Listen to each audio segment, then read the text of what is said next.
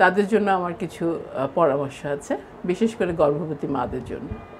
ঈদুল আজহা সম্পর্কে আমি যেটা বলতে চাচ্ছি যে এটা একটা আনন্দ উৎসব এবং এই সময় আমরা মুসলমানরা কোরবানি দেই। তো আমার যারা রুগী এবং যারা আমার কাছে স্বাস্থ্যসেবা নিতে আসেন তাদের জন্য আমার কিছু পরামর্শ আছে, বিশেষ করে গর্ভবতী মাদের জন্য। কোরবানির ঈদ আনন্দ তো আছেই, কিন্তু সেই সাথে এই ঈদে কিন্তু অনেক রকম কাজও আছে।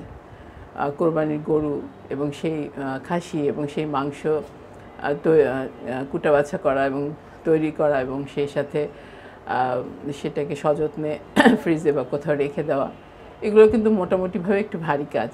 কাজে আমি বলবো গর্ভবতী নারী যারা আছেন তারা যেন এই কাজটা খুবই সতর্কতার সাথে করেন, যাতে তাদের গর্ভস্থ শিশুর কোনো সমস্যা না হয়।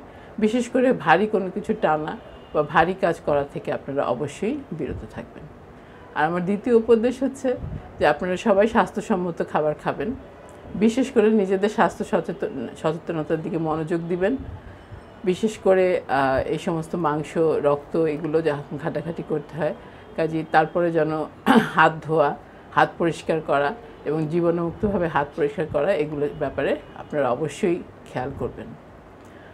আরও আমি বলবো যে ঈদের সময় আমরা সবাই চাই পরিবারের সবার সাথে মিলিত হতে, সেখানে যেতে, কিন্তু আমি বলবো গর্ভবতী মহিলাদের জন্য যে যদি একান্তই প্রয়োজন না হয় তাহলে যেন তারা জার্নি না করেন বা ভ্রমণ না করেন, কারণ ঈদের সময় অনেক ভিড় থাকে, রাস্তাঘাটে অনেক রকম সমস্যা হয়। একজন গর্ভবতী মা তো তিনি একা নন, তার সঙ্গে তার গর্ভস্থ শিশুর নিরাপত্তাও চিন্তা করতে হবে।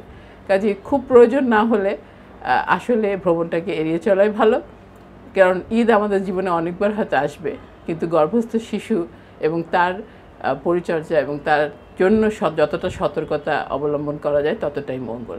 তবে যদি একান্তই যেতে হয় তাহলে তারা যেন খুবই নিরাপত্তার সাথে জার্নি করেন এবং পথের মধ্যে যেন কিছু খাবার দাবার তারা যেন না গ্রহণ করেন, যাতে তার বা তার গর্ভস্থ শিশুর অসুবিধা হতে পারে।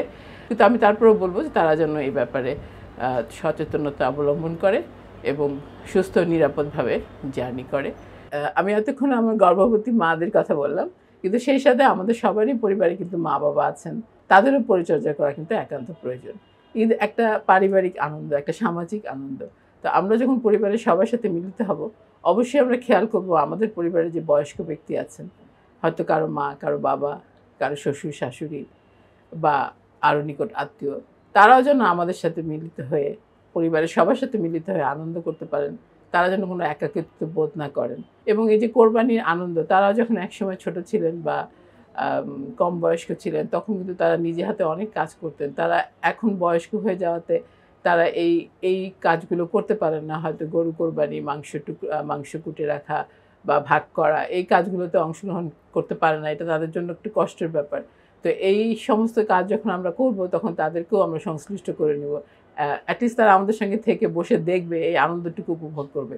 তো আপনাদের সবার জন্য ঈদ আনন্দ বয়ে আনুক এবং আমরা সবাই সুস্থ থাকি, আপনারাও সুস্থ থাকেন। সবাইকে আবারও ঈদ মোবারক।